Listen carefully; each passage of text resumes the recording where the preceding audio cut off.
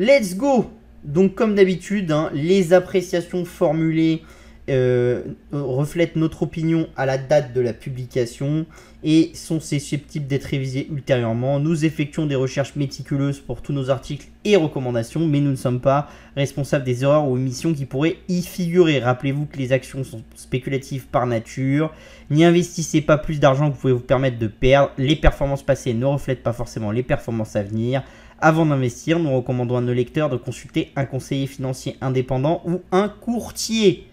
Hein, et je répète, encore une fois, je le répète très souvent ici, hein, mais je pense que c'est assez important de le répéter. On parle de techno, d'innovation, c'est pour vous montrer que le monde avance, qu'il se passe des bonnes choses, que tout n'est pas négatif. Parce que je pense qu'en tant qu'investisseur, on a besoin de croire en l'avenir, sinon on finit par vriller dans sa tête. Enfin, c'est ma vision, vous pouvez ne pas la partager. Pour un trader, c'est peut-être un peu différent, mais pour un investisseur, je pense qu'il faut un minimum de vision de l'avenir. Donc, c'est ce qu'on essaye de vous amener ici. Hein. On ne parle pas de valeur en tant que telle en vous disant ah, tel techno est bien, il faut absolument acheter la valeur. Voilà, c'est pas parce que quelqu'un démarre une techno avant quelqu'un d'autre qu'il sera le gagnant de cette techno-là ou pas. C'est bien plus complexe que ça. Par contre, ce qui est intéressant, c'est de voir qu'il y a plein de choses positives qui se passent dans le monde et que tout n'est pas le risque de bombe atomique, le risque de machin, le risque de trucs. Enfin voilà, parce que toute la journée, on vous parle que des risques et on vous parle jamais de tout ce qui se passe de bien. Et quand même, je pense que la plupart d'entre nous, on sera d'accord pour se dire qu'on vit quand même mieux que nos grands-parents ou nos arrière-grands-parents. Donc c'est quand même qu'il y a eu une innovation et que cette innovation nous a apporté une vie qui est un peu plus, on va dire, sympathique. Même si je suis conscient que pour certains c'est plus dur, etc. Ça dépend des personnes. Mais voilà. Donc on va pouvoir y aller. Je ferme le téléphone.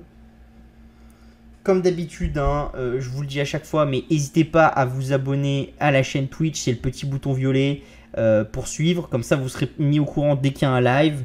N'hésitez pas à faire la même chose sur la chaîne YouTube pour que vous soyez mis au courant, que vous voyez toutes les vidéos, etc.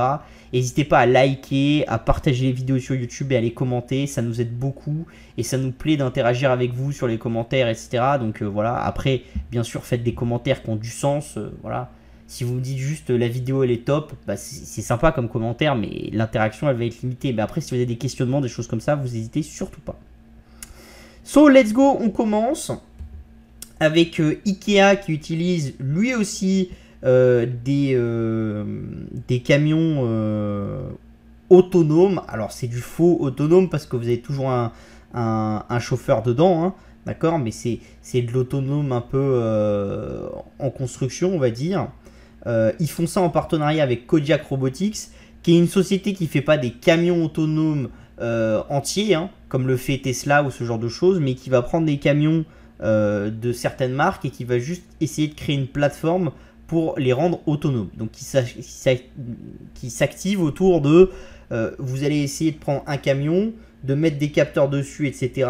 et de lui donner de l'intelligence. Donc vous prenez un truc qui n'est pas intelligent à la base et vous essayez de le rendre intelligent. D'accord ? Alors c'est toujours deux modèles qui s'opposent, hein, dans la conduite autonome.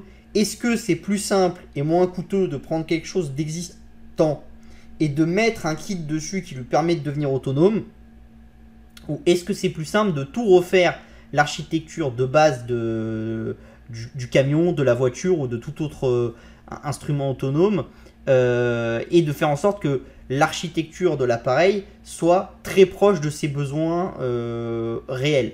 Alors ça c'est un combat qui est très très vieux, hein. Les ingénieurs de chez Tesla, la plupart vous diraient que faire un modèle qui est pensé pour l'autonomie, c'est plus simple que d'amener de l'autonomie sur une multitude de modèles différents.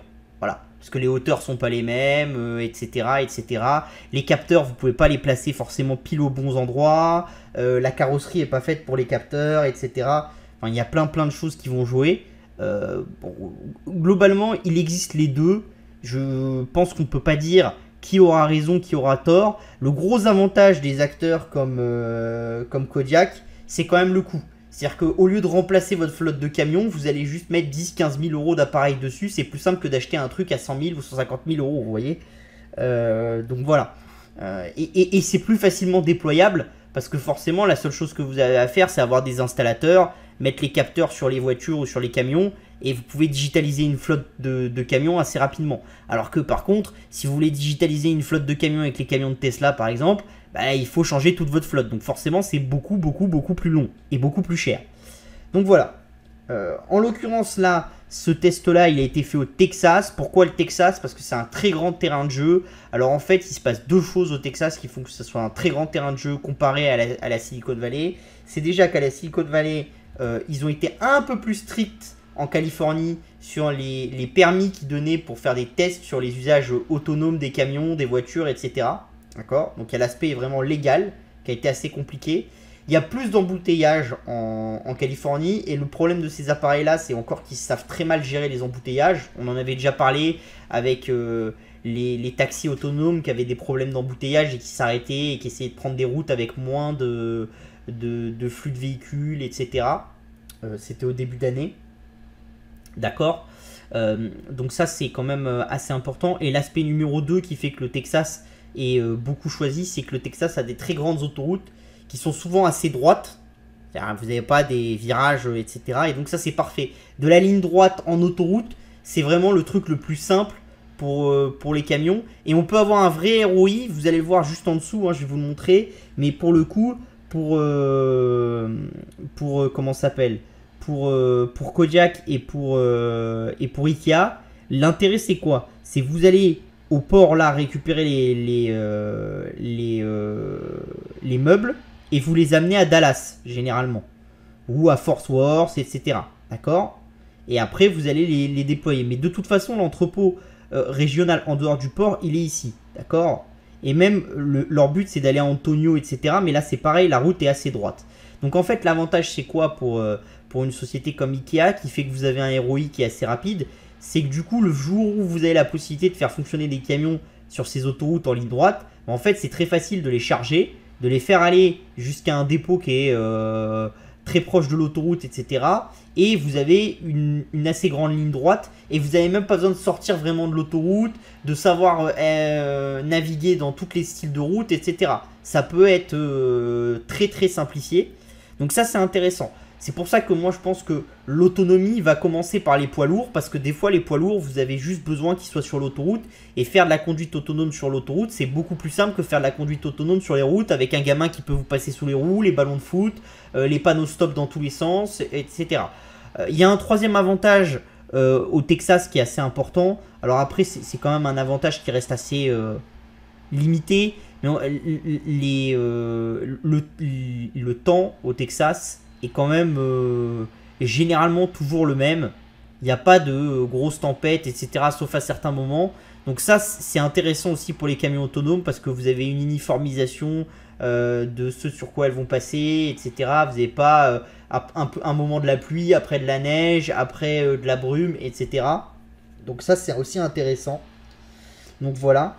Mais vous avez un très gros développement du Texas et ça, c'est quelque chose qu'il faut voir dans un aspect un peu plus large que juste les camions autonomes et l'autonomie. Vous avez énormément d'acteurs de la Silicon Valley qui se déplacent au Texas, d'accord? Donc c'est vraiment un État qui est en train de monter en puissance au niveau technique de façon très fort, avec des usines de semi-conducteurs, etc. Donc il y a vraiment beaucoup de dépenses qui sont faites en ce moment au Texas. Ça sera intéressant d'un point de vue politique aussi de voir si cet apport de la tech qu'on voit de plus en plus au Texas fait vriller cet État qui est un État qui était plutôt républicain et l'amène à un État qui deviendrait plutôt démocrate. Donc ça, dans un aspect un peu politique des États-Unis, c'est quand même un truc qu'il faut réfléchir et qui est quand même assez intéressant, parce que généralement là où vous avez des grosses boîtes tech, vous avez quand même des développeurs, ce genre de choses, qui ont une tendance à voter plutôt démocrate que républicain. Donc ça, c'est des choses qui sont intéressantes et qu'il va falloir suivre. Donc en gros là, l'idée c'est on part du centre de distribution d'Ikea de Bayton, donc qui est proche du port, et on va au magasin de Frisco, etc. 467 km, donc c'est pas très long non plus. Ça vous prend 6 heures avec un camion normal, donc voilà. C'est sûr que le jour où vous arrivez à faire en sorte d'avoir ça, bah, c'est beaucoup plus simple. Sachant que vous savez qu'il y a des problématiques de recrutement aux États-Unis, et la problématique de recrutement qu'il y a le plus dans la livraison, c'est pas toutes les gammes de livraison, c'est-à-dire que le dernier kilomètre n'a pas eu trop de problèmes à recruter. C'est vraiment les camions sur les longues distances. Pourquoi? Parce qu'un camion sur une longue distance, bah déjà c'est épuisant comme travail, parce qu'il faut être sur la route et ça vous demande quand même d'être toujours concentré la route, et c'est pas si simple que ça. Voilà. Bah, vous n'êtes pas forcément avec votre famille, vous voyez, parce que ne serait-ce que là, si vous mettez 6 heures pour aller à Dallas, c'est difficile de faire l'aller-retour dans la même journée, quoi. C'est pas facile. Ou alors il faut vraiment pousser sur le champignon. Donc généralement vous avez toujours des espaces où vous allez vous arrêter une nuit, etc. Mais donc vous n'êtes pas chez vous et tout. Donc forcément c'est compliqué. Alors que par contre le robot pour lui, bah, c'est beaucoup moins un problème. Parce que par exemple ce que nous disent beaucoup d'acteurs américains de l'autonomie dans les camions, c'est qu'un endroit où c'est peu risqué, c'est la nuit. Parce que le camion, s'il a des assez grands phares, etc., voir la nuit, c'est facile. Et il y a assez peu d'utilisateurs de la route la nuit. Donc en fait, vous auriez beaucoup de capacité de transporter des marchandises la nuit de manière automatique, sans avoir besoin de quelqu'un, avec juste un superviseur qui serait à distance. Et donc là, si vous êtes un superviseur à distance, bah, il suffit pour l'entreprise de mettre un superviseur à distance à Dallas ou ici, qui voit les caméras de 5-6 camions et qui fait arrêter le camion s'il trouve qu'il y a un problème ou quelque chose comme ça, et c'est tout. Et du coup, si vous voulez, la problématique est différente. Alors, par contre, effectivement, cet arrêt du camion, c'est compliqué sur une autoroute. Donc c'est là aussi où l'aspect réglementaire entre en question. Pourquoi? Parce que vous avez beaucoup d'acteurs qui militent auprès de l'État du Texas pour faire en sorte d'allonger les bas-côtés, d'accord? Et de permettre aux véhicules autonomes de se mettre dans les bas-côtés quand ils ont un problème, d'accord? Et donc ça, c'est intéressant, parce que le bas-côté, généralement, en France, vous voyez, vous n'avez un bas-côté que d'un côté. Et là, vous avez des gens qui militent aux États-Unis pour qu'on fasse les routes au milieu, deux bas-côtés des côtés, et en fait, les véhicules autonomes iraient soit d'un côté, soit de l'autre pour se garer en disant « j'ai un problème ». Et en mettant les warnings, les choses comme ça. Donc ça va être intéressant de voir, parce que c'est sûr que si l'État du Texas fait des investissements pour ça, bah forcément ça va être encore un avantage. Ça vous montre qu'à chaque fois qu'on fait une innovation, il y a quand même des adaptations à faire. C'est-à-dire que je pense que tous ceux qui s'imaginent que les autoroutes comme on les connaît vont rester comme on les connaît à l'heure actuelle, avec l'électricité et l'autonomie des véhicules, je pense que c'est totalement illusoire. C'est-à-dire qu'il va falloir tout changer. Et tout changer, je ne veux pas dire tout déconstruire et tout reconstruire, mais la manière dont on va réfléchir la chose, la manière dont on va faire quelques petites choses va complètement changer. D'accord? Donc ça, c'est quand même assez intéressant. Ça vous montre aussi qu'il y a beaucoup de sociétés, et ça on le voit aussi beaucoup aux États-Unis, c'est avec la crise qu'il y a eu, les pénuries de main d'œuvre et tout, vous avez beaucoup de sociétés qui veulent absolument faire des tests avec de la livraison autonome, etc. Pourquoi? Parce que les boîtes ont vécu cette crise, ce manque de camionneurs, etc. Et elles se disent, faut que j'investisse parce que c'est une raison de vie ou de mort à certains moments dans ma vie. Et en plus, comme là, il y a des problèmes inflationnistes, un robot, ça n'a pas d'inflation, si vous voulez. Il n'y a pas d'inflation parce que le robot, il va pas se mettre en grève. C'est-à-dire que si dans nos raffineries, tout était géré par des robots et pas par la CGT, bah, les robots, ils seraient pas en grève. Les robots, ils peuvent se pirater, ils ont d'autres problèmes, ça on est d'accord, mais ils sont pas en grève. Le robot nouvelle génération peut être plus cher que l'ancien, ça c'est comme les iPhones, c'est vrai, mais si vous voulez, c'est assez simple. Et on voit quand même une explosion de la demande en matériel qui permet de rendre certains processus autonomes, que ça soit des robots pour rendre autonomes les camions ou d'autres choses. Donc ça, c'est quand même un vrai changement. Et globalement, il y a toujours la même chose. Quand le prix d'un bien et d'un service devient très cher, depuis quasiment 40 ans, il y a une surinnovation dans ce secteur-là. Pourquoi? Parce que comme ça devient très cher, ça ouvre des perspectives pour baisser le prix avec de l'innovation, mais pour quand même avoir un prix qui fait que cette innovation est rentable, et du coup, tout de suite, vous avez une explosion. La vérité, c'est quoi? Enfin, l'exemple typique, pas la vérité, mais l'exemple typique, c'est le solaire. S'il n'y avait pas eu la crise du pétrole en 2007, 2008, etc., il n'y aurait jamais eu l'émergence du solaire. Parce que ça n'aurait pas été rentable. Et en fait, c'est le prix haut qu'il y a eu grâce ou à cause de la crise, ça dépend, qui permet l'émergence. Donc c'est ça qui est toujours un petit peu compliqué quand on parle de l'avenir, etc. C'est que les gens voient les crises, mais ne voient pas les opportunités des crises. Or, la plupart des grands produits, des grands services émergent d'une crise. Pourquoi? Parce que pour qu'un entrepreneur ait une idée de génie, une envie de se battre, une envie de changer les choses, bah, faut généralement qu'on soit au pied du mur. C'est toujours plus simple que quand on n'est pas au pied du mur. Et si vous, en tant qu'entreprise, bah, vous avez autant de camionneurs qu'il en faut, etc., et que ça vous coûte globalement ce que ça vous coûte et que ça ne vous gêne pas dans votre marge, bah, vous n'allez pas avoir envie d'investir des millions de dollars pour essayer potentiellement d'avoir un avantage concurrentiel à horizon 5 ans ou 6 ans en utilisant des camions autonomes. Vous n'allez pas vouloir le faire. Par contre, si maintenant vous avez vécu une problématique où les coûts de transport se sont envolés, etc., et où vous vous dites, bah ouais, mais là j'ai investi très massivement maintenant, mais à la prochaine crise, moi je serai capable de maintenir mes prix plus bas que mes concurrents, donc je serai capable de prendre de la part de marché, etc., bah c'est très très fort. Et ça, c'est la déflation de long terme qui est due à la technologie. Et je pense qu'on n'imagine pas à quel point la guerre en Ukraine, le Covid, va induire une déflation de long terme par une innovation technologique qui va s'accélérer. D'accord ? Donc voilà. Donc c'était tout cette semaine. Il n'y avait pas grand chose. Après, c'était des trucs un peu trop compliqués. Voilà. Mais bon, on peut pas y avoir des révolutions techniques tout le temps et des choses exceptionnelles tout le temps. Alors il y avait un truc qui était intéressant mais qui était un peu complexe cette semaine aussi sur l'innovation. C'est ils ont découvert un nouvel alliage à base d'aluminium qui permettrait de mieux gérer les rayonnements dans l'espace. Donc de faire tenir plus longtemps les satellites, les choses comme ça. Parce que vous savez que les rayonnements spatiaux, ils ont tendance à heurter le matériel qu'il y a dans les satellites, etc. Et donc au bout d'un moment, bah, ils deviennent obsolètes. Alors le problème de cet alliage, c'est qu'il est plus lourd que celui qu'on utilise actuellement. Ce qui est intéressant aussi dans cet alliage, c'est ce qui heurte beaucoup, par exemple, c'est quand on veut aller sur des planètes qui sont très éloignées, on a deux problèmes principaux. Le problème du coût en carburant et de comment on stocke le carburant. D'ailleurs, plus comment on stocke le carburant que le coût. C'est-à-dire, si vous voulez aller sur Mars, c'est bien beau, mais faire une fusée qui a assez de carburant pour aller sur Mars, c'est pas très simple, d'accord ? Et qui a assez de carburant pour revenir, on sait pas le faire.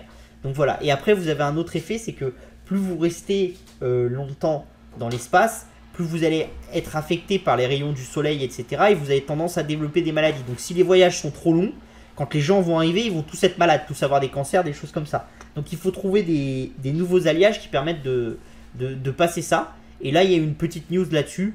Alors après, c'était un peu complexe. Je pense que c'est très long terme. On était encore en labo. C'est trop lourd pour faire des vaisseaux spatiaux, etc. Donc j'ai décidé de ne pas le mettre. Mais voilà, on en parle un petit peu comme ça parce que... voilà.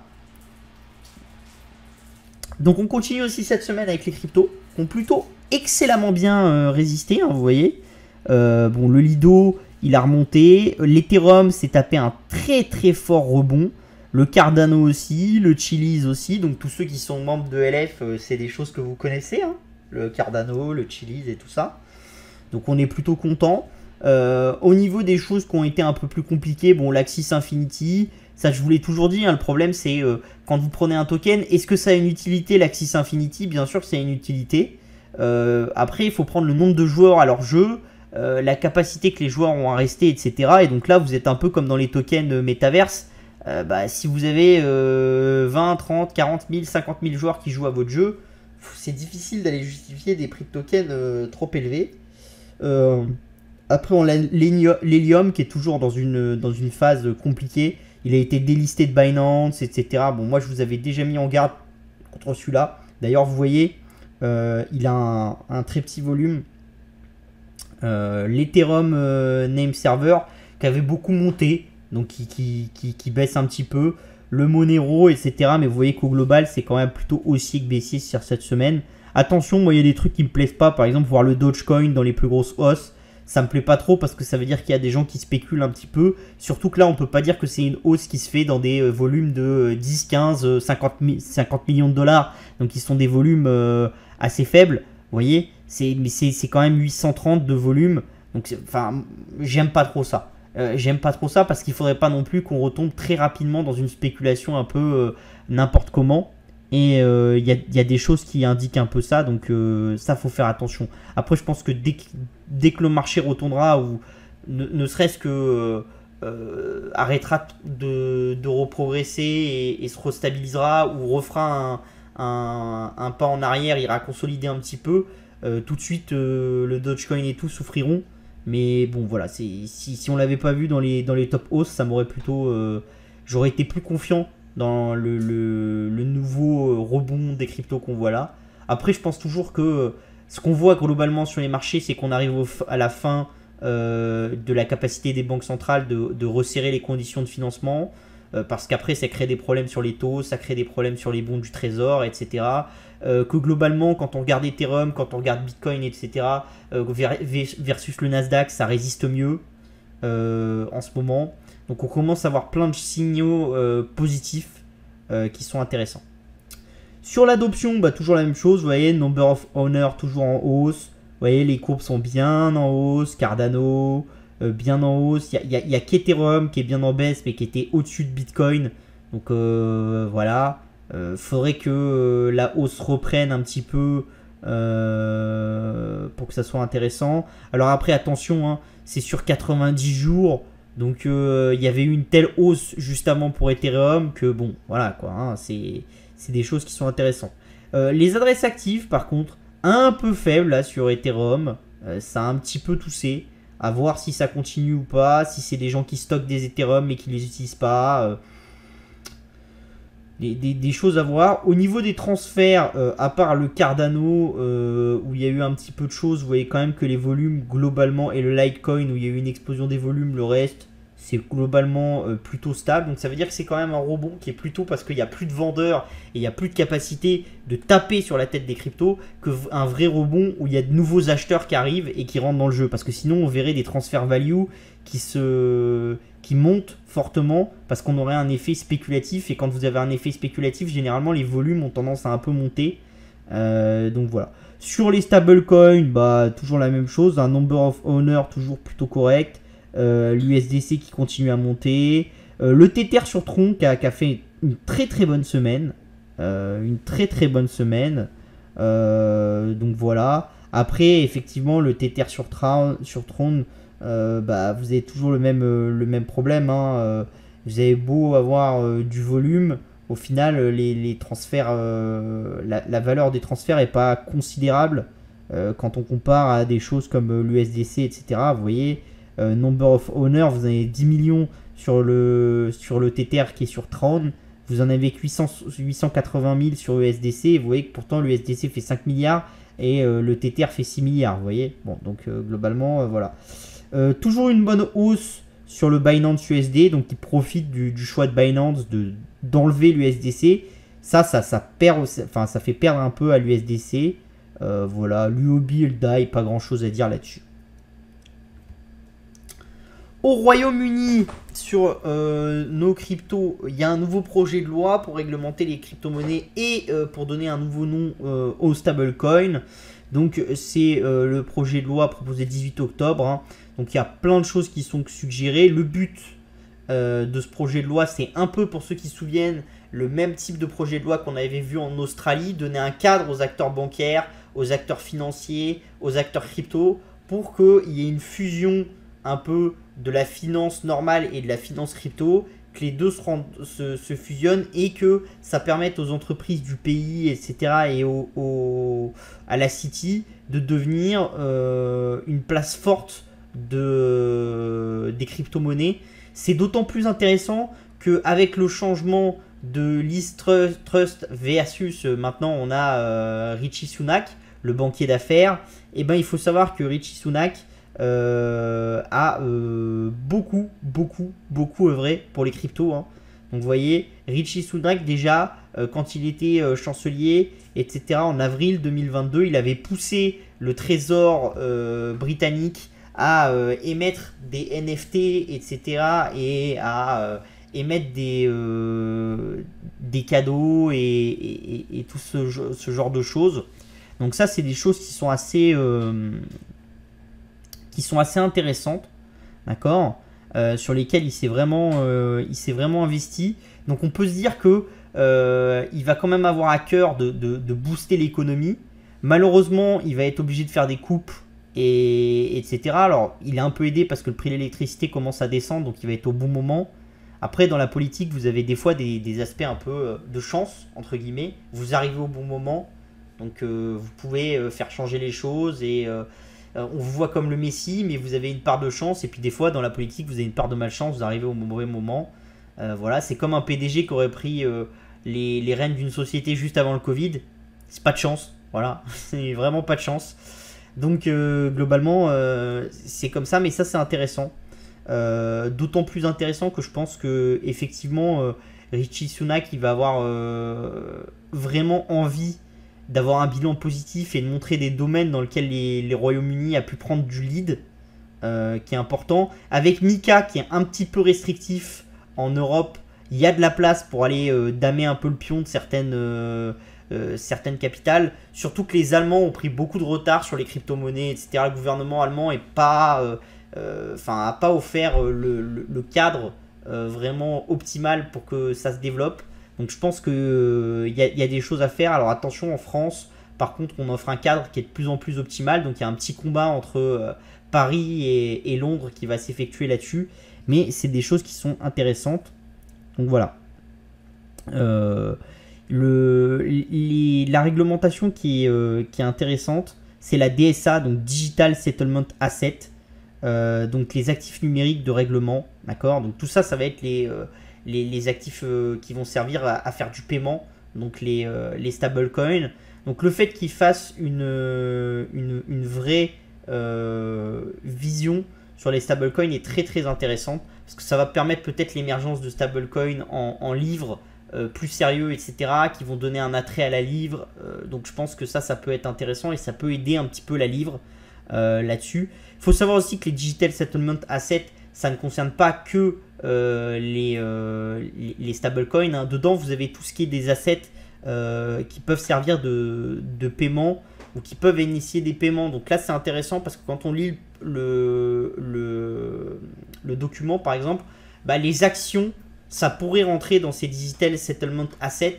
Et le but, quand on lit un petit peu le Trésor et les acteurs de ce secteur-là et le papier des députés britanniques, ça serait quand même de faciliter la gestion et la transaction en ayant besoin de moins de chambres de compensation, de moins d'acteurs, etc. C'est tout ce que je vous raconte sur la technologie blockchain, c'est-à-dire à travers ces technologies-là, à travers les stablecoins, à travers la tokenisation de l'equity, etc. Essayer d'enlever des acteurs qui sont au milieu d'une transaction, et donc forcément, plus vous allez enlever d'acteurs, plus vous allez baisser les frais. Donc ça peut être assez intéressant. D'accord. Donc pour ça, ils vont utiliser la technologie de registre distribué, hein, le DLT. Ça, on en avait déjà parlé avec la Banque de France. Donc là, ça c'est intéressant à voir. Donc il faudra voir. Pour le moment, on va dire que c'est quand même vachement intéressant. Et c'est quand même vachement un super signe positif pour les cryptos. Pourquoi? Parce que je vous l'ai toujours dit, il y a ceux qui ont peur de l'aspect réglementaire, d'accord? Qui se disent, les gouvernements arrivent, ils vont tout casser, etc., etc., etc. Et il y a ceux comme moi qui sont plutôt dans l'effet inverse, qui sont plutôt dans l'idée de se dire, en fait, le fait que les gouvernements arrivent, ça légitime la crypto auprès des gens, ça légitime la crypto auprès des investisseurs, et donc du coup, ça va être plus facile. Pour vous faire un petit exemple, si vous avez du mal quand vous travaillez avec des crypto-monnaies et quand vous voulez ouvrir des comptes en banque, c'est plus difficile de faire émerger votre société que si quand vous voulez ouvrir un compte en banque, la banque elle vous pose pas de questions et elle voit cette activité-là comme celle d'un boulanger, etc. Je peux vous dire, moi j'ai ouvert des sociétés il y a 4-5 ans et à l'époque je faisais déjà de la crypto. Il n'y avait aucune banque en France qui vous ouvriez. Quand vous mettez crypto dans vos statuts, quasiment toutes les banques elles s'arrêtaient. À tel point qu'à l'époque où moi je l'ai fait la première, il a fallu que je mette entreprise de services informatiques dans les statuts, sachant que j'allais faire que de la crypto. Moi dans mes statuts j'avais mis full crypto pour que ça soit plus simple et que ça soit bien cadré. Et en fait il a fallu que je joue parce que sinon on n'arrivait pas à ouvrir de compte en banque à l'époque. D'accord? Et même des néobanques on prenait pas parce qu'à l'époque il n'y avait pas encore...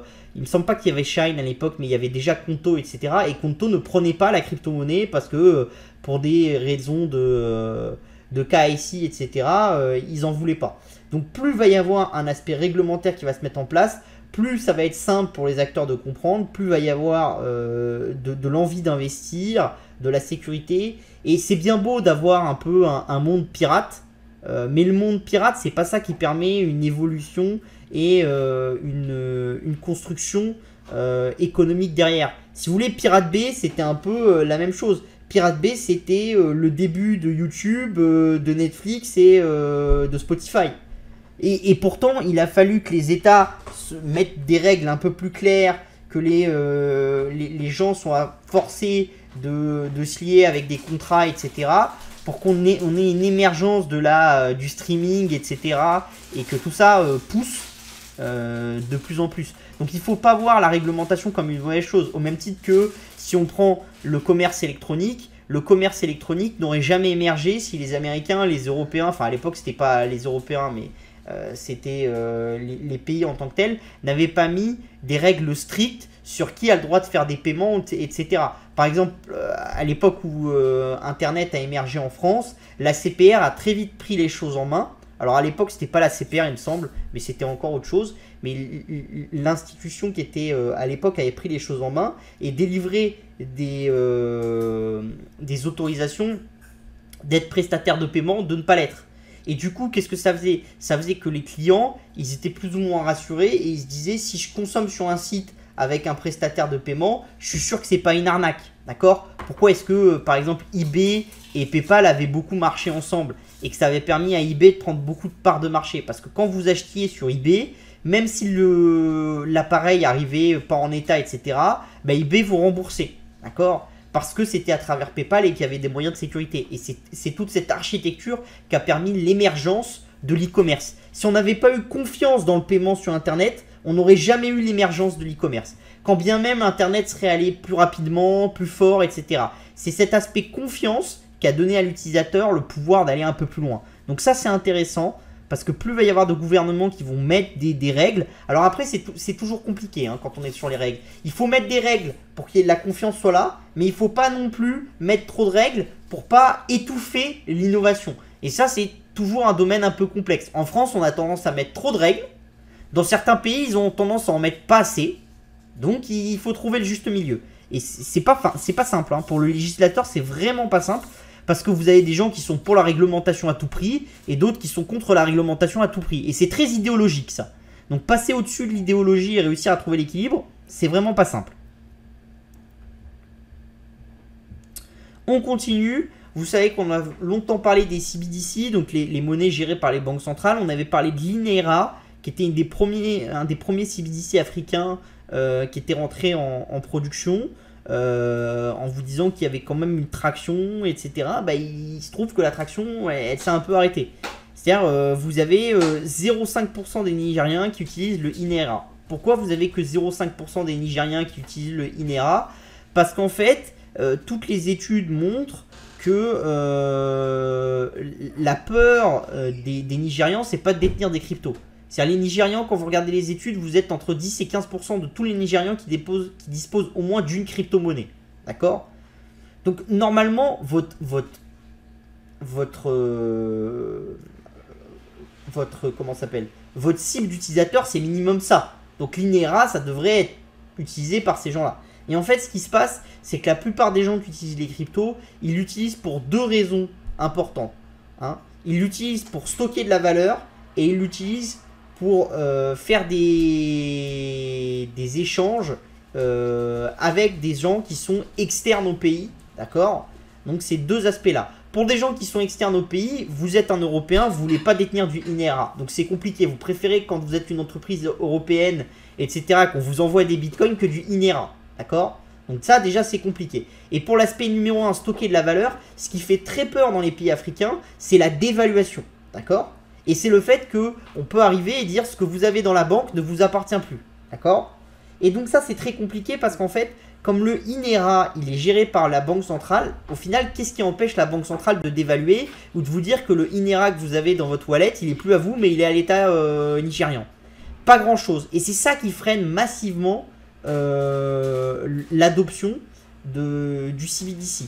Donc c'est ça aussi qui va être intéressant, c'est de se dire que malheureusement, même les pays qui ont des problèmes, c'est-à-dire qui ont une population qui est sous-bancarisée, qui ont des problématiques de vol de leur cash, etc., bah peut-être qu'elles ne pourront pas profiter des CBDC si leur CBDC n'est pas assis sur quelque chose qui fait plus sérieux que leur propre sérieux. Et donc ça, c'est quand même assez important parce qu'il y avait quand même un certain paquet d'acteurs, surtout dans les banques centrales émergentes, qui se disaient le CBDC peut être une solution vs le cash pour qu'on contrôle mieux les choses et qu'on ait une capacité de pousser la transaction. Et au final, il se trouve que ça va pas forcément être le cas. Donc, un petit peu compliqué. D'accord. D'ailleurs, vous voyez, hein, là on a le directeur de la banque d'investissement Renaissance Capital qui le dit, hein, l'INERA ne répond à aucun cas d'utilisation de base, il n'est donc pas surprenant que son taux d'adoption soit faible. Et les cas d'utilisation de base, c'est échanges internationaux, stocker de la valeur. Voilà. Et au final, pourquoi vous préférez du cash? Parce que le cash, même si vous risquez de vous faire braquer, vous ne pouvez pas vous faire braquer par le gouvernement. Donc voilà. Donc ça, c'est un petit peu compliqué.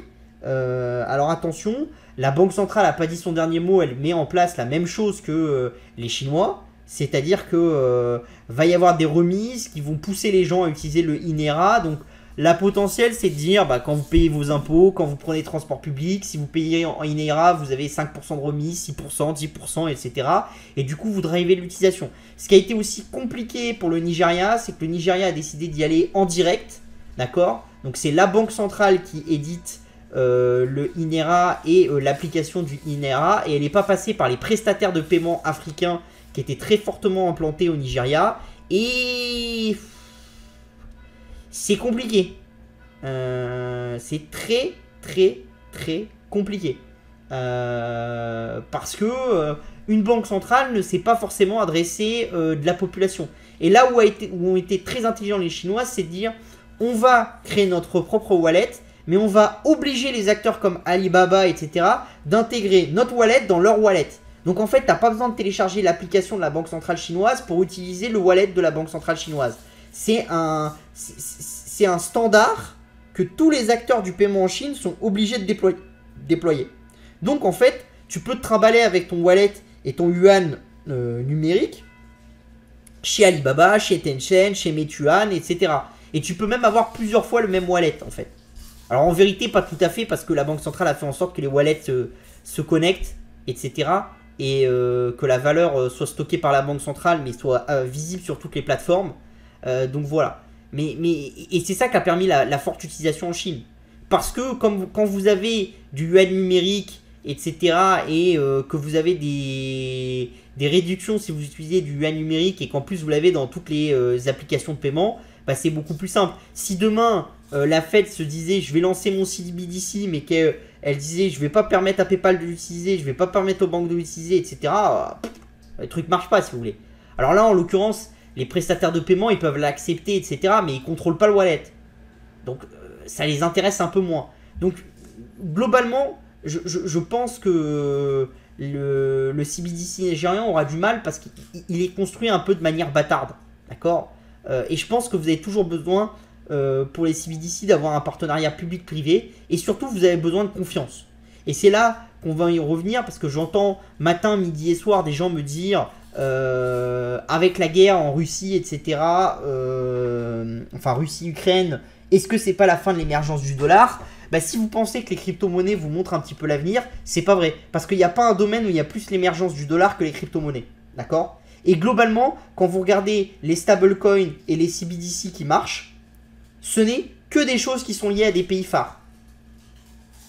Voilà. C'est-à-dire les CBDC qui marchent, c'est euro-dollar. Même le yuan numérique, les Chinois ont essayé de le pousser en dehors de Chine, d'accord ? Et ils n'ont jamais réussi. C'est-à-dire ils n'ont toujours pas réussi à faire quelque chose. Et à pousser le yuan numérique en dehors de Chine. Alors après, ils ont peut-être toujours des moyens en disant vous êtes obligé d'avoir du yuan numérique pour acheter aux entreprises chinoises, etc. Enfin, mais globalement, les gens n'ont pas envie de détenir du yuan numérique.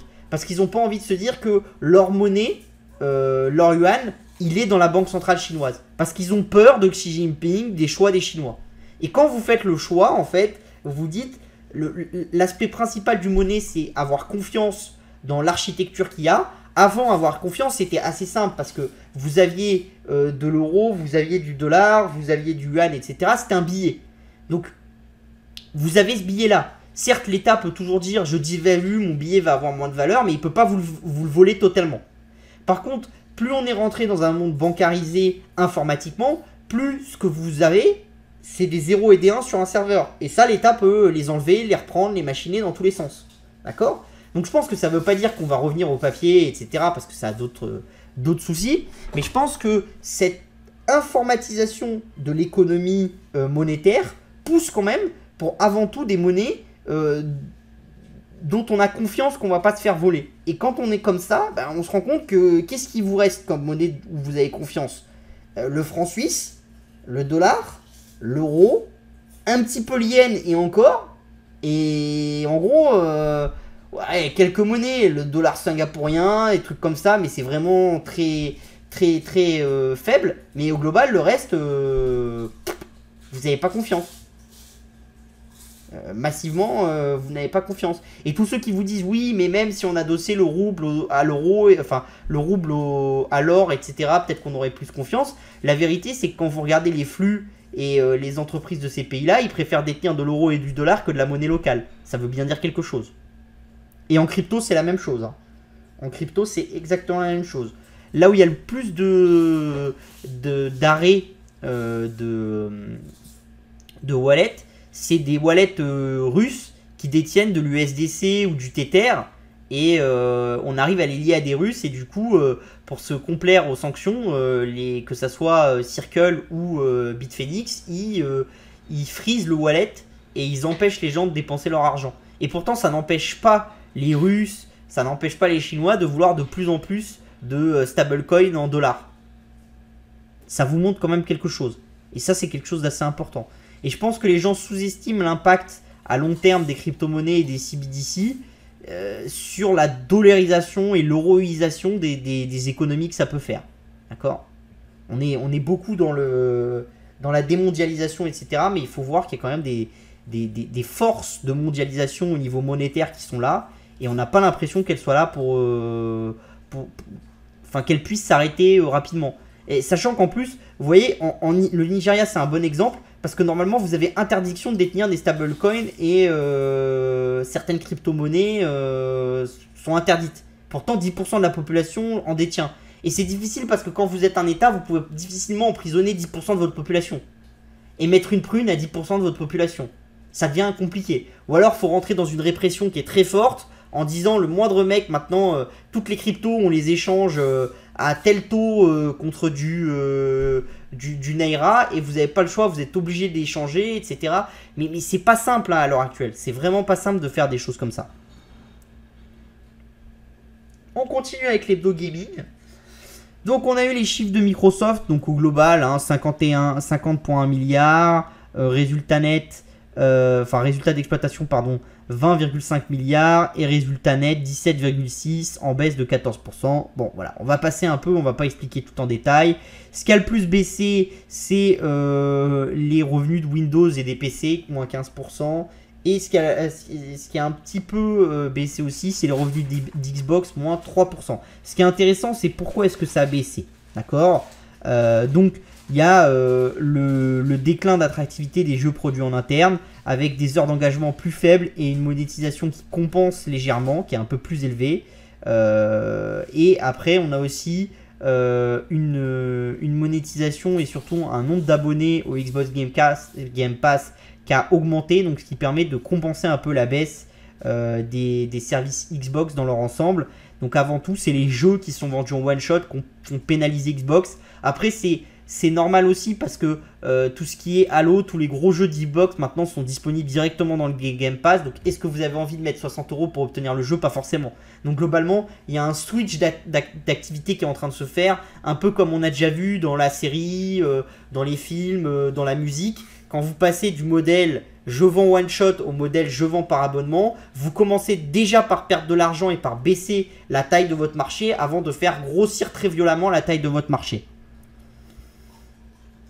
Bon, c'est le deuxième trimestre de baisse consécutive, hein. Voilà. La baisse a un petit peu ralenti parce qu'elle était à 6% avant et là elle est qu'à 3%. Donc voilà. Par contre, ce qui est très intéressant, c'est que le matériel Xbox a fait plus 13%, Donc là, on voit que les consoles, ils arrivent à en produire, que la pénurie de puces, c'est un peu fini et qu'ils sont en train de produire. Ils nous disent aussi que quand ils vendent plus de consoles maintenant, ils ont tendance à vendre beaucoup d'abonnements Game Pass, etc. avec les consoles. Donc ça, c'est intéressant parce qu'il y a l'abonnement live, il y a l'abonnement Game Pass et qu'il faut quand vous avez la console. Donc il y a beaucoup de services ajoutés, à valeur ajoutée qui sont vendus au-dessus de la console. Donc ça, c'est assez intéressant. Ils nous ont aussi, alors ça ils l'ont pas dit dans le call mais c'est sorti juste avant, c'est que Microsoft qui part à la recherche de jeux chinois après le succès de Genshin Impact. Donc Genshin Impact ça avait été scouté un petit peu par Sony, donc ça a été un bon coup de Sony. Et donc maintenant chez Microsoft ils ont une idée, c'est aller chercher des jeux chinois, les adapter et les faire se mettre en place en Occident. C'est d'autant plus intéressant que les Chinois sont en recherche d'international parce que vous le verrez après en Chine, le marché du jeu vidéo est en train de pousser, donc ils ont envie de s'internationaliser. Ça c'est intéressant aussi, pourquoi? Parce que ça va favoriser plutôt les gros studios. Parce que quand vous êtes un petit studio chinois, ça va être compliqué, il va falloir que vous soyez scouté par Microsoft, qui l'adapte votre truc, etc. Enfin généralement la capacité de faire un gros jeu et de l'adapter après au marché occidental, c'est quand même réservé plutôt aux gros acteurs. Donc là c'est des choses qui sont intéressantes. Dans l'article de Bloomberg et de Reuters, Microsoft a déjà constitué une équipe en Chine pour aller chercher les jeux. Le but c'est de remplir le Game Pass de jeux chinois qui sont adaptés et qui seraient utilisés pour le Game Pass. C'est intéressant dans une deuxième mesure. Pourquoi? Parce que les jeux chinois, la plupart ne se vendent pas à l'international et se vendent qu'en Chine. Donc pour les Chinois et pour les studios chinois, c'est beaucoup plus intéressant le Game Pass. Parce que vous continuez à vendre en Chine au prix plein. D'accord? D'accord? Et par contre, vous prenez votre licence, vous la donnez à Microsoft qui l'adapte pour le monde occidental et qui le met dans le Game Pass. Et vous touchez avec le Game Pass. Si vous voulez, vous n'êtes pas en train d'hypothéquer vos ventes à prix, à plein prix pour remplir le Game Pass et toucher quelque chose de plus pérenne dans le temps. Donc c'est fou l'avantageux. Donc je pense aussi que pour les acteurs du jeu vidéo chinois, il y a vraiment un gros travail d'apport de catalogue à faire auprès de Sony, de Microsoft, etc. dans les années à venir. Et que c'est quand même vraiment pas mal. Hein. Donc voilà. Bon, globalement, dans l'article, c'était dit qu'ils proposaient des sommes qui étaient conséquentes aux studios indépendants et qu'ils essayaient d'avoir des deals globaux avec des studios comme Tencent, etc. pour aller importer les jeux en Europe. Alors après, attention, hein, parce que Genshin Impact, c'est un peu l'arbre qui cache la forêt. C'est-à-dire que Genshin Impact, lui, a bien fonctionné, d'accord ? Mais la plupart des jeux chinois, quand vous les adaptez pour l'Europe, ça fonctionne pas très bien. Pourquoi? Parce que vous avez des guidelines du Parti communiste, donc vous avez des choses que vous pouvez pas faire, d'autres que vous pouvez faire, etc. Et globalement, y a des choses qui sont compliquées des fois. On a eu aussi avec la CMA britannique qui a publié des nouveaux documents cette semaine, l'exemple du nouveau store que veut faire Microsoft. Donc ça, c'est intéressant. C'est vraiment très intéressant. C'est une boutique de jeux nouvelle génération fonctionnant sur toute gamme d'appareils, y compris mobile. Donc ça, c'est vraiment très violent pour Steam, pour Apple, etc. Parce qu'à l'heure actuelle, généralement, quand vous aviez des jeux, vous aviez les stores mobiles, donc Google, App Store, voilà. En gros, le Huawei Store et 2-3 stores, etc. Et vous aviez les stores PC et les stores PC et console. Donc le store PC et console qui existait, c'était celui de Microsoft. D'accord. Un petit peu celui de Sony, mais c'est très léger. Et par contre, après, vous aviez les stores full PC, donc l'Epic Store, Steam, etc. D'accord. Donc ça faisait quand même un nombre d'acteurs, bon, une dizaine de stores qui étaient quand même assez gros, un peu moins, d'accord, 8-9. Donc ça, c'est quand même intéressant. Ce qui serait vraiment intéressant là de la part de Microsoft, c'est que ça serait le vrai premier store à être across the board. C'est-à-dire à aller faire le mobile, les jeux sur tablette, les jeux console, les jeux PC. Et ça donnerait énormément de puissance aussi au Game Pass, parce que si vous mettez un Game Pass par-dessus, ça veut dire que vous pouvez faire des jeux mobiles qui se joueront sur le Game Pass et qui seront dans le Game Pass, etc. Et donc ça veut dire que vous ciblez l'entièreté de la chaîne de valeur du jeu vidéo. Et donc ça, c'est très intéressant. Après, par contre, c'est quand même une boutique qui est vraiment jeu, d'accord, et qui est visée jeu mobile. Donc voilà. Donc c'est des choses qui sont intéressantes. Pour pousser leur côté mobile et tout ça, ils vont prendre appui sur le catalogue mobile d'Activision Blizzard, d'accord, si la fusion des deux sociétés est autorisée. Donc voilà. Donc le document qui est fourni par Microsoft, dedans vous avez des capacités et du contenu sur mobile qui lui font actuellement défaut. C'est sûr que pour Microsoft, si vous regardez un petit peu dans le mobile, c'est un nain. Donc forcément, ça peut être intéressant. Et donc ça vous montre aussi quelque chose d'intéressant, c'est que vous pouvez vous dire que Microsoft a énormément d'appétit pour aller acheter du jeu mobile. Et donc là, on revient sur la concurrence un peu de Netflix qui s'était plutôt lancé sur le streaming à travers les jeux mobiles. Donc ça devient un petit peu plus compliqué. Donc voilà. Donc c'est intéressant. Voilà, voilà. Et le but aussi, qui est intéressant, c'est excusez-moi, un peu d'allergie, c'est la concurrence que ça pourrait mettre à Google Play et à l'App Store, parce que le but de Microsoft, c'est de ne pas faire une application qui serait téléchargeable sur ces stores-là, mais de faire une application que vous devriez installer en natif sur l'appareil, ce qui permettrait de sortir du store de Google et de l'App Store, d'accord, et de donner la possibilité à des acteurs de faire installer à travers un autre store. D'accord? Ça, c'est intéressant. Alors, attention, très compliqué à faire chez App Store, parce que, enfin sur Apple, parce qu'ils peuvent décider de mettre des contre-mesures directement dans l'OS. Plus compliqué pour Google, parce que le Android, c'est open source. Donc, vous pouvez toujours mettre une surcouche technique au-dessus d'Android qui vous permet d'avoir votre propre magasin d'applications. Et donc là, Microsoft pourrait aller dealer avec des acteurs comme Samsung, etc. Et c'est d'autant plus vrai que Microsoft a très récemment dealé avec Samsung pour mettre en place une application Xbox sur les télés Samsung directement, ce qui court-circuite un petit peu la Xbox. Donc il y a des choses à faire là-dessus.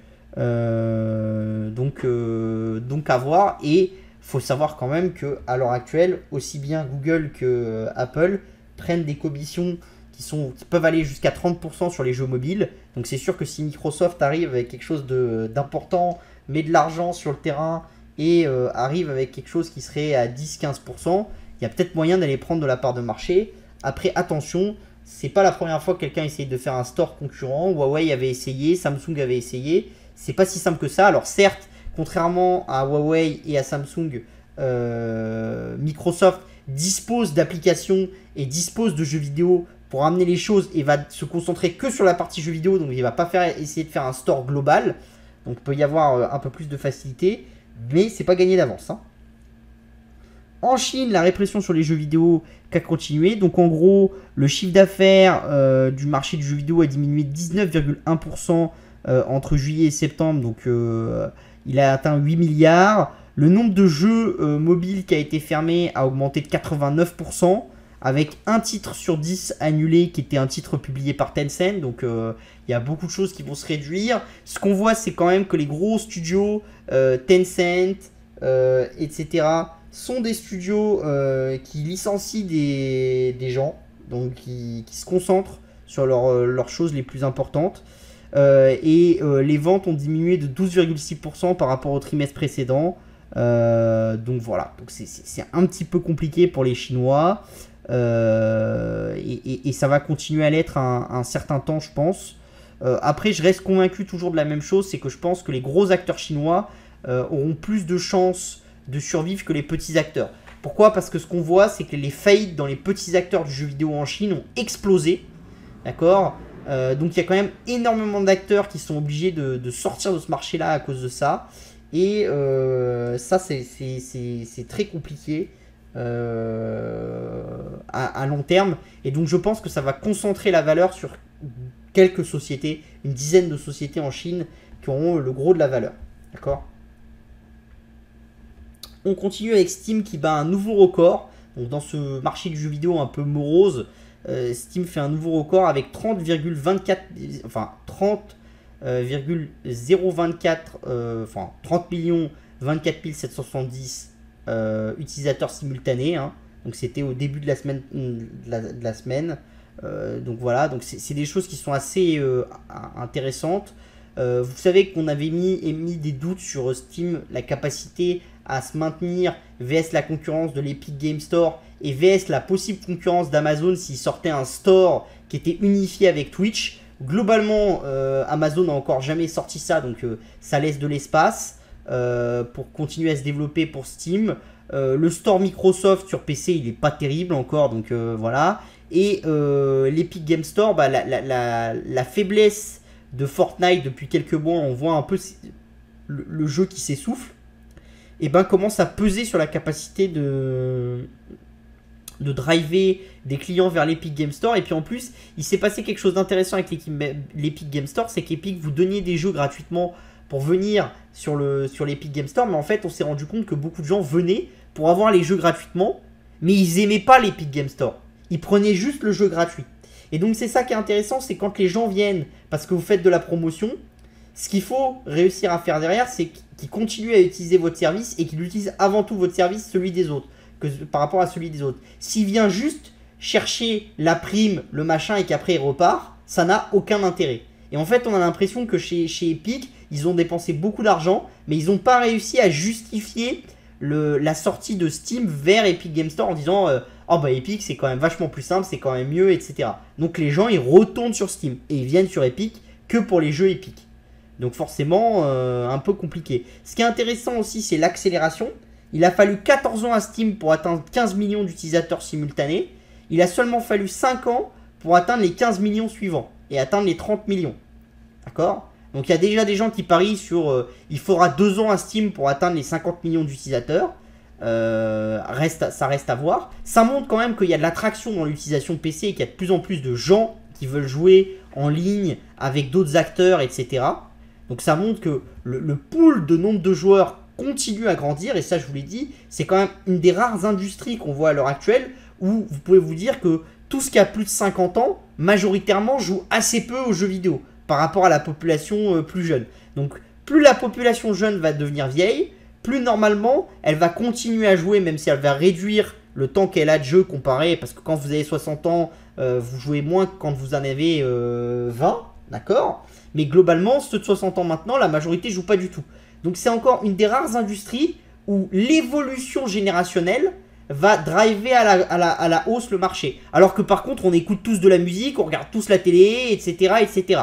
Donc si vous voulez, c'est très rare des marchés où l'évolution générationnelle va driver la hausse du marché. C'est encore le cas pour le jeu vidéo.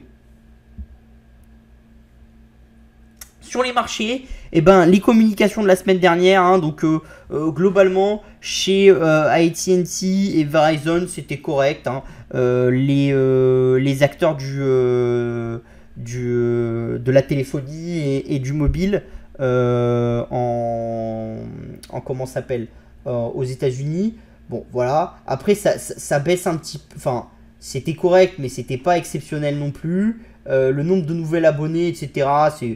Bon, ça dépend, si AT&T et Verizon, c'est pas tout à fait la même chose, mais il y a des choses qui sont intéressantes. Après, globalement, on a quand même l'impression que c'est des gens qui ont beaucoup investi en diversification, qui ont un peu de mal avec la diversification ces derniers mois, etc. Le rachat par AT&T de Yahoo, pas terrible, etc. Bon, voilà. Bank of America, c'était pas mal. Johnson & Johnson, un peu compliqué, surtout le Q4. Passer l'inflation, etc. va être compliqué pour Johnson & Johnson. Donc voilà. Tesla, on était un peu short sur le chiffre d'affaires. Pas mal sur le PS, mais un peu short sur le chiffre d'affaires. Procter & Gamble, c'était correct, mais moi je trouve que c'est trop cher. IBM, c'était pas mal. Même si c'est toujours dans une base de perte de part de marché à long terme. HCA, donc dans les hôtels, dans les hôpitaux aux États-Unis, c'était très compliqué. Lockheed Martin, c'était moyen. Après, il y avait quoi? Dans l'aérien, c'était plutôt pas mal. Donc voilà. Philip Morris, c'était correct, mais sans plus. Netflix, c'était pas mal, mais le Q4, il est attendu quand même pas terrible. Donc moi, j'ai pas très bien compris la réaction aussi intéressante.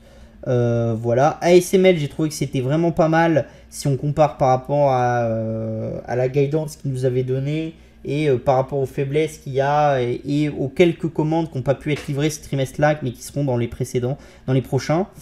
Donc voilà, donc globalement pas grand-chose de plus à dire. La plupart des acteurs publient quand même largement au-dessus des attentes. Voilà, alors ça s'est arrêté hier avec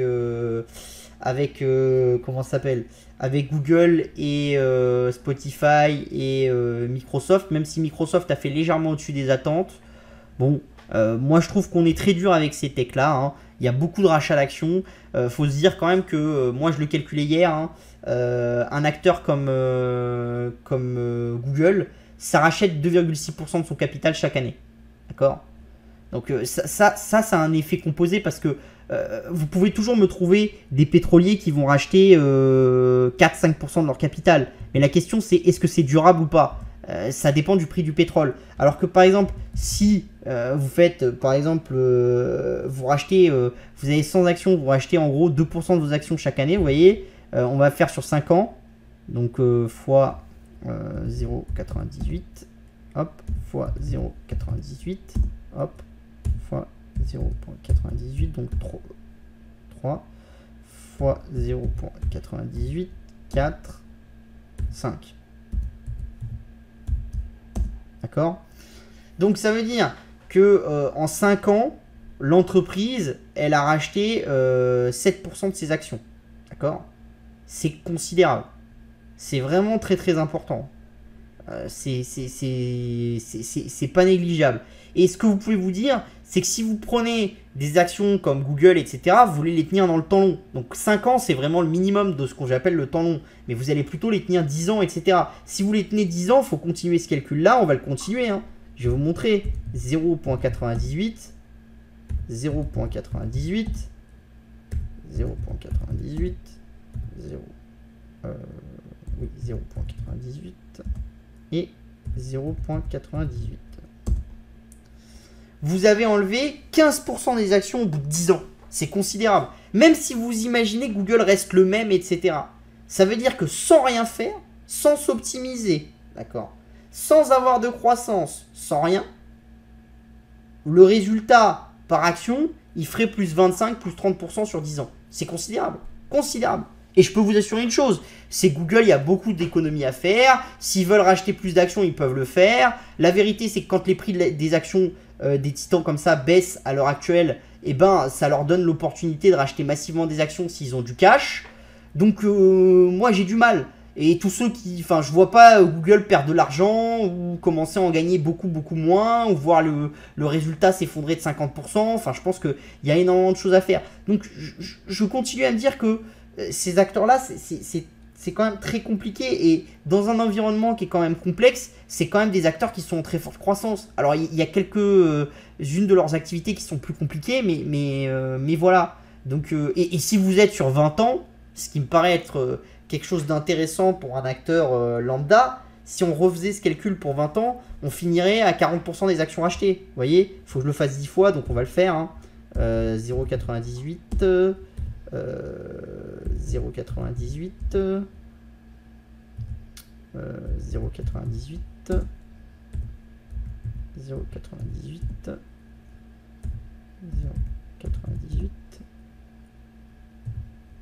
0,98 0,98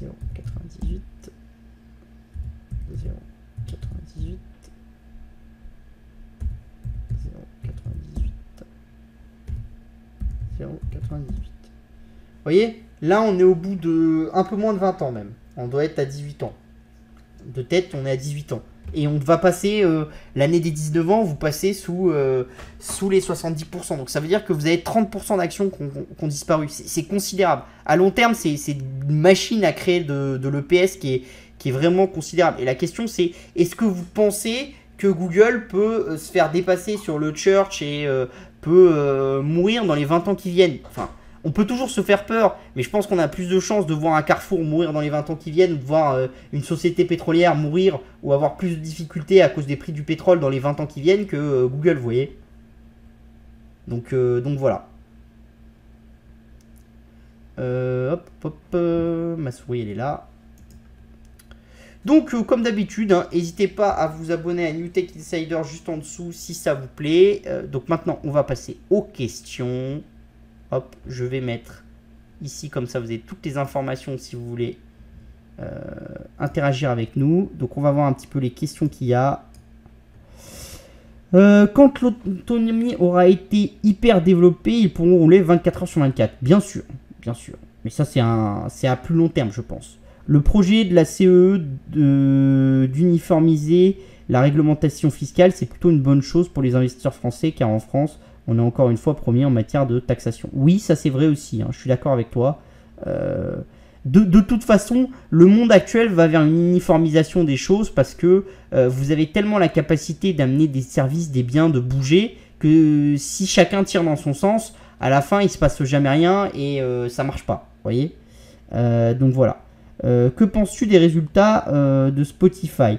Un avis sur les marges des publicités et des podcasts qui est plutôt médiocre. Un avis sur le fait que Apple a bloqué certains points sur les livres numériques qu'ils ont déployés aux États-Unis. Alors, malheureusement, là dans le portefeuille, donc je peux pas sur le gratuit faire beaucoup de commentaires, mais je vais en faire un petit.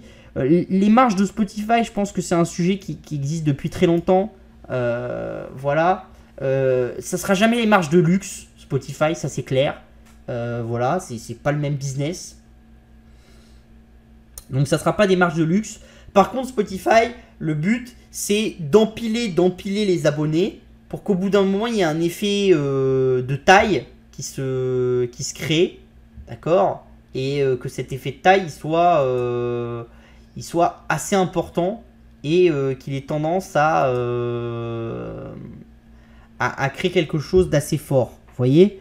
Donc ça, je pense qu'ils sont en train de nous prouver qu'ils sont en train de réussir à le faire. Pendant tout un temps, Netflix ajoutait plus d'abonnés que Spotify. Ça s'est bien renversé ces 3 derniers semestres. Enfin, ces 3 derniers trimestres, pardon. Donc je pense que là, c'est intéressant. Les prix de la pub, globalement, toute la pub est médiocre. Sauf la pub qui est très très ciblée et qui a une conversion sur des prix qui peuvent être très élevés. Donc la pub Google sur le moteur de recherche, en gros. Et la pub Amazon sur le site web d'Amazon, sur la boutique d'Amazon. Mais en gros, YouTube c'était compliqué, Snap c'était compliqué, comment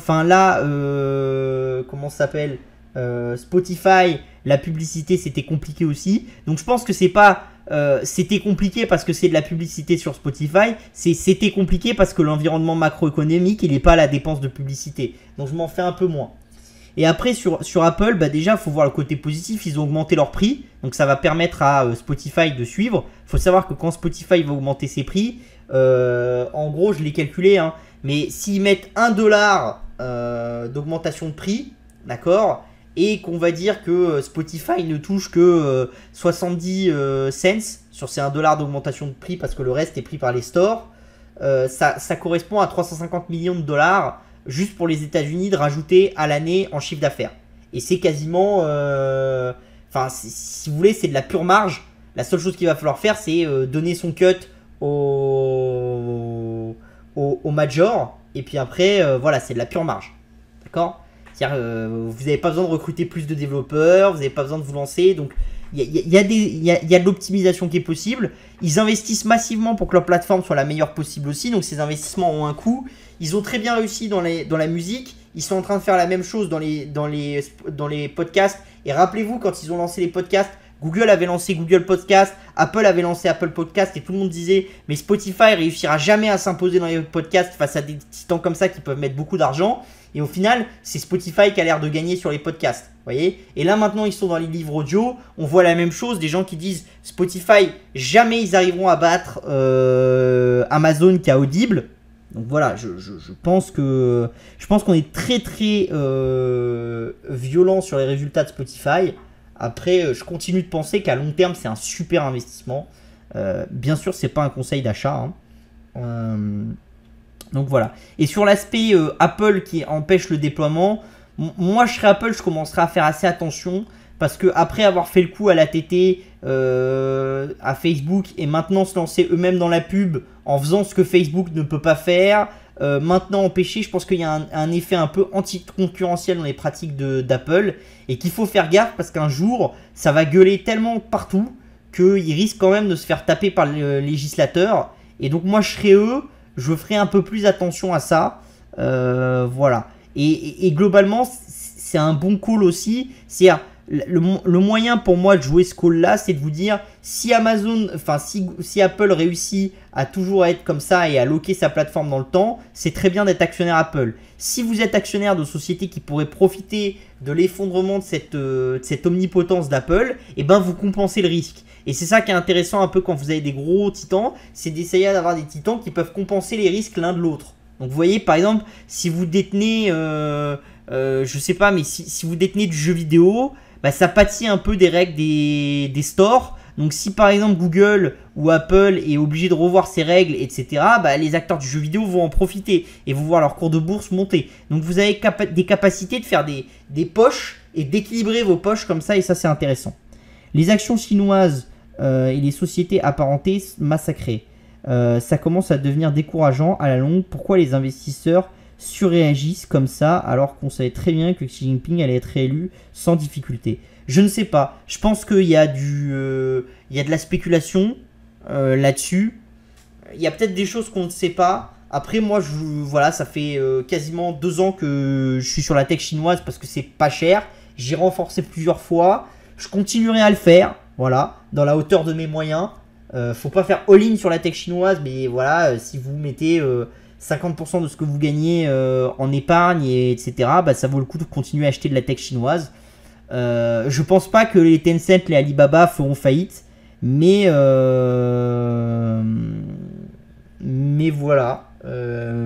Et c'est ça, encore une fois, toujours la même chose. C'est pour ça que ce principe de poche, il est important. Si vous avez une poche ceci, une poche cela, une poche truc, vous pouvez avoir une poche qui monte beaucoup, une poche qui descend beaucoup, et puis globalement, vous avez un effet un peu qui s'équilibre de toutes ces poches. Et donc ça peut être assez intéressant, d'accord?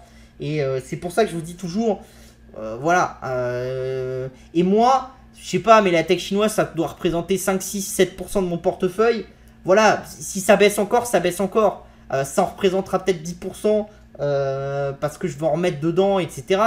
Mais ça représentera jamais 50%. Et si ça doit mettre 1 an, 2 ans, 3 ans à rebondir, bah ça doit le mettre. Mais je sais une chose, c'est quand j'achète de l'Alibaba ou du Tencent à 8 fois les l'EBITDA, je suis quasiment sûr de réussir à revendre un jour Alibaba ou Tencent à 25 fois les l'EBITDA. Alors soit j'aurai tort et l'EBITDA va s'effondrer et je vais revendre 25 les l'EBITDA, mais entre temps la société aura baissé de taille, etc. Soit il y a continue à y avoir un développement en Chine, un développement de ces entreprises, etc. Et voilà. Moi, ce que j'aime bien, c'est que c'est des entreprises qui commencent à faire des rachats d'actions. Et quand vous rachetez des actions à 8 fois les l'EBITDA, c'est quand même plus simple que quand vous les rachetez à 30 fois les l'EBITDA. Avec le même cash flow, vous ne pouvez pas faire la même chose. Donc je crois beaucoup au rachat d'actions en Chine. Concernant la forte hausse d'Ethereum, c'est juste des shorts qui se rachètent ou il y a une vraie raison qui motive la hausse? Alors, il y a des shorts. Et je pense aussi qu'il y a de plus en plus de choses sur Ethereum. La nouvelle mise à jour qui est en train d'arriver avec le testnet qui est arrivé. Les upgrades massifs de certaines blockchains liées à Ethereum, Polygon, etc. Qui sont en train de monter en puissance. Donc je pense qu'il y a beaucoup de choses. Et je pense globalement qu'il n'y a plus beaucoup de vendeurs. Et qu'il y a beaucoup de gens qui stackent maintenant leur Ethereum. Donc voilà, donc il y a quand même, il n'y a plus grand chose en face en fait. Voilà, voilà. Est-ce qu'il y a des questions encore?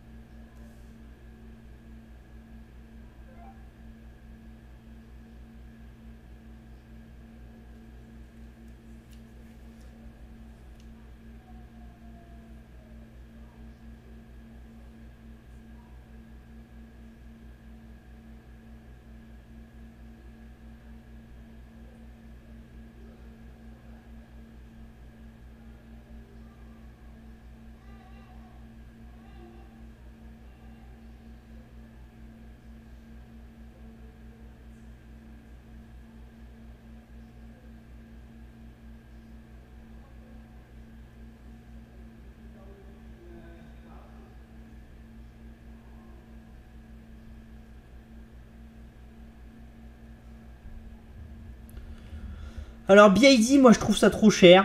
Même si j'aime bien, mais je trouve ça trop cher. Donc voilà, c'est tout. J'ai pas grand chose à dire. Mais par contre, les constructeurs chinois sont vraiment en train de venir à l'international, comme les éditeurs de jeux vidéo en Chine et les développeurs chinois. Et les entreprises chinoises ont eu beaucoup de mal à sortir de Chine.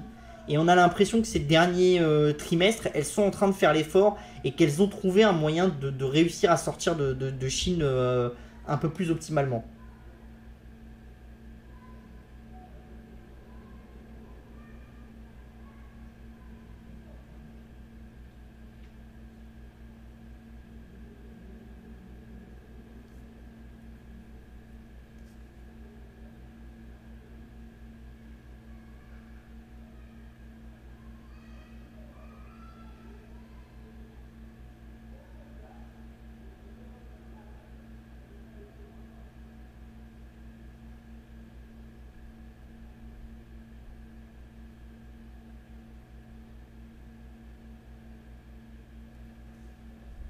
Et ben je vous souhaite une très bonne soirée, on va s'arrêter là parce qu'il ne semble pas y avoir plus de questions.